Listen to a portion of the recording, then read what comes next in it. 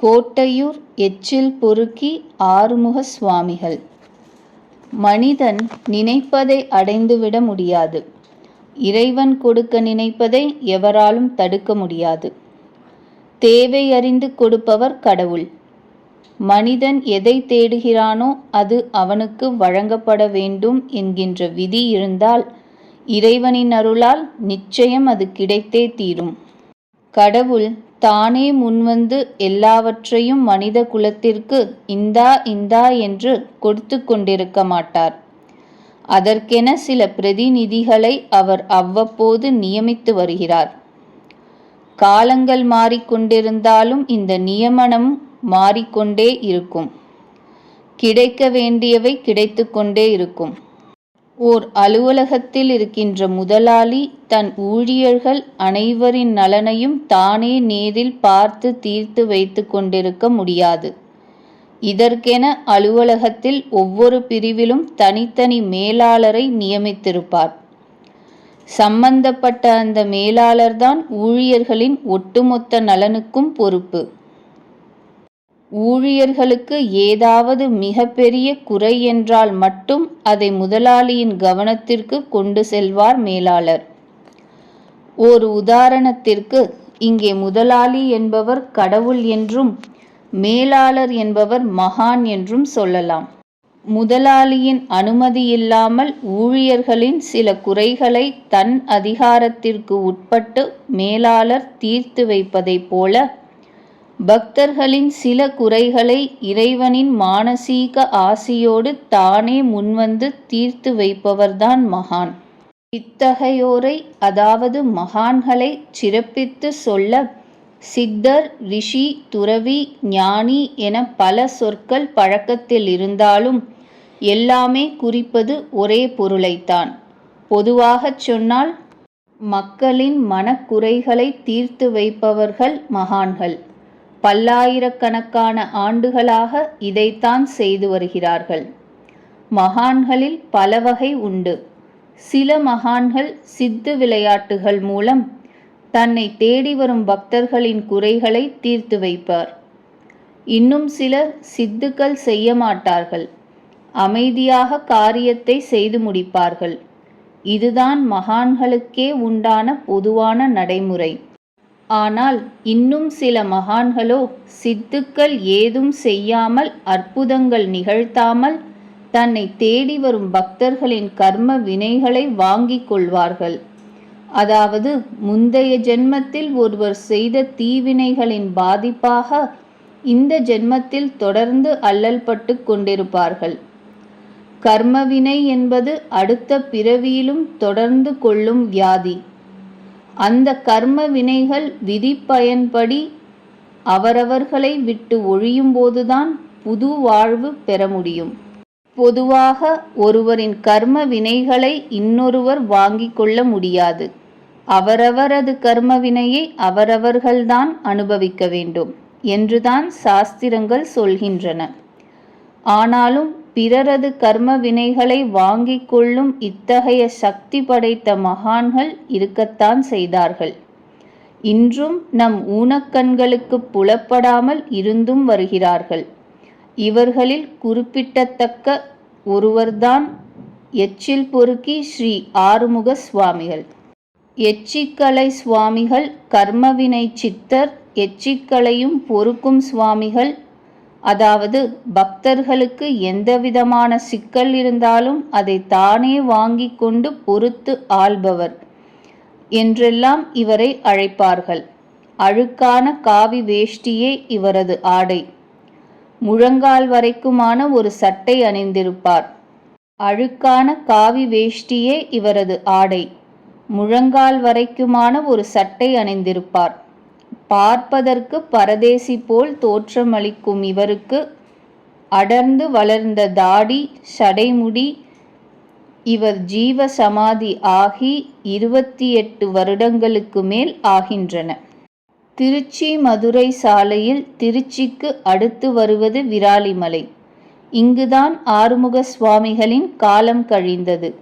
ஜீவ சமாதி ஆனது காரைக்குடிக்கு அருகே உள்ள கோட்டையூரில். ஒரு வைகாசி விசாகத்தன்று சுவாமிகள் சமாதியானார். வைகாசி மாதம் விசாகத்தன்று தான் முக்தி அடைந்து விடுவேன் என்கின்ற தகவலை சுவாமிகள் தன் சீடர்களிடம் முன்னமேயே சொல்லியிருந்தார். சுவாமிகள் ஜீவ சமாதி ஆகும் நாள் பற்றிய குறிப்பு பல ஓலைச்சுவடிகளில் இருந்ததாகவும் பிரமிப்பூட்டும் தகவலை சொல்கிறார்கள் அவரது பக்தர்கள்.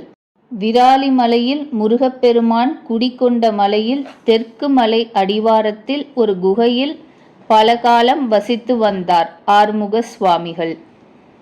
குகையில் வேல் வடிவத்தை பிரதிஷ்டை செய்து அங்கேயே வாழ்ந்தார். பல ஊர்களிலிருந்தும் பக்தர்கள் இவரை தேடி வந்தார்கள். சுவாமிகளின் 8 வயதிலேயே வாராகி அவரது உடலில் குடிகொண்டாளாம். இத்தகையோருக்கு வாக்கு பலிக்கும். செயல்பாடுகள் முரட்டுத்தனமாக இருக்கும். யாராவது இலையில் சாப்பாட்டை கொடுத்தால் சாப்பிட்டு முடித்துவிட்டு அந்த இலையை பத்திரமாக மடித்து ஒரு மூலையில் வைப்பாராம். தூர எறிய மாட்டார். சில நேரங்களில் தான் இருக்கும் குகைக்குள்ளேயே சாப்பாட்டை வாரி இறைப்பாராம். இப்படி எச்சில் இலையை மடித்து வைத்து பத்திரப்படுத்துகிறாரே என்று இதை பார்க்க நேரிடும் அவரது பக்தர்கள் சிலர் சில நேரங்களில் முகம் சுளிப்பார்களாம். எச்சில் என்பது அசூயைப்படக்கூடிய ஒரு விஷயம் அல்ல, அசுத்தமல்ல. மனிதர்களின் மனதில்தான் வேறுபாடு வேரூன்றி இருக்கிறது என்பதை சுவாமிகள் அடிக்கடி சொல்லிக்கொண்டே இருப்பார். இதனால்தான் ஆறுமுக சுவாமிகள் எச்சில் பொறுக்கி சுவாமிகள் ஆனார். கர்ம வினைகளை வாங்கிக் கொள்ளும் சக்தி படைத்த மகான் ஒருவர் விராலிமலையில் வசித்து வருகிறார் என்கின்ற தகவல் வெளியூர் பக்தர்களுக்கு எப்படி தெரிந்தது? சுவாமிகளின் நெடுநாளைய பக்தர் ஒருவர் நம்மிடம் சொன்னார். கர்ம வினையால் நான் பெருமளவு பாதிக்கப்பட்டிருந்தேன். எத்தனையோ ஜோசியரிடம் போனேன். பரிகாரங்கள் சொன்னார்கள். எல்லாவற்றையும் செய்தேன். பலனில்லை. கடைசியில் நாடி ஜோதிடர் ஒருவரிடம் போனேன். அவர் ஒரு சில ஓலைச்சுவடிகளை பார்த்துவிட்டு கர்ம வினைகளை போக்கக்கூடிய சித்தர் ஒருவர் விராலிமலையில் இருப்பதாக ஓலை சொல்கிறது. அங்கே போய் அவரை தேடி கண்டுபிடித்து உங்கள் பூர்வ வினைகளை போக்கிக் கொள்ளுங்கள் என்றார். அதன்படி குடும்பத்தினருடன் விராலிமலைக்கு பயணமானேன். ஆறுமுக சுவாமிகளையும் அங்கே தேடி கண்டுபிடித்தேன். என் கர்ம வினைகளை அவர் வாங்கி கொண்டார். அதன் பிறகு என் வாழ்க்கை பிரகாசமடையத் தொடங்கியது. இன்னொரு பக்தரின் கர்ம வினைகளை சுவாமிகள் வாங்கி கொண்டிருந்தபோது திடீரென அவரது ஒரு காதில் இருந்து சீழ் வழிந்தது. நான் உட்பட உடனிருந்த பக்தர்கள் அனைவரும் பதறி போய்விட்டோம். பிறகுதான் சுவாமிகள் சிரித்தபடியே சொன்னார், இது அவனது கர்மவினை எனக்கு வந்துவிட்டதல்லவா, அதான் சீழ் ரூபத்தில் வெளியேறுகிறது. இதுதான் இவரது மகிமை. சுவாமிகள் இருக்கும்போது மட்டும்தான் என்றில்லை. இன்றும் அவரது ஜீவ சமாதி தேடி கோட்டையூருக்கு வரும் பக்தர்களின் கர்ம வினைகளை வாங்கி கொண்டு அருள் புரிந்து வருகிறார். இவரது சந்நிதியில் மனமுருகி பிரார்த்திக்கும் எந்த ஒரு பக்தரின் கோரிக்கையையும் சுவாமிகள் கைவிடுவதில்லை. கர்ம வினை சித்தர் என்று எல்லா பக்தர்களாலும் அழைக்கப்படும் இவர் தான் வாழ்ந்த காலத்தில் தன்னை தேடி வந்த பக்தர்களின் கர்ம வினைகளை தானே வாங்கி கொண்டார். இதற்கென இவர் வசித்த விராலிமலைக்கு பல பக்தர்கள் அன்றாடம் தேடி வருவது வாடிக்கை. சில பக்தர்களின் வேண்டுகோளை ஏற்று அவ்வப்போது சுவாமிகள் வெளியூர்களுக்கும் பயணப்படுவது உண்டாம். அப்படி சிதம்பரம், திருச்சி, சென்னை, தஞ்சாவூர் போன்ற ஊர்களுக்கு சென்றிருக்கிறாராம். சுவாமிகளின் முன்னிலையில் தங்கள் வீட்டில் ஹோமம் போன்ற சுப நிகழ்வுகளை நடத்துவதற்காக பக்தர்களே வாகனத்தை ஏற்பாடு செய்து கூட்டிப் போவார்களாம். கர்ம வினைகளை போக்குவது ஒரு பக்கம் என்றாலும் இத்தகைய சித்த புருஷரின் ஆசியை பெறுவதற்காக சாதாரண பக்தர்களும் விராலிமலைக்கு வந்து செல்வது வழக்கம். சுவாமிகளுக்கு சாப்பாடு, டீ ஏதாவது வாங்கி தந்துவிட்டு அவரது உபதேச மொழிகளை கேட்டுச் செல்வார்களாம் பல பக்தர்கள்.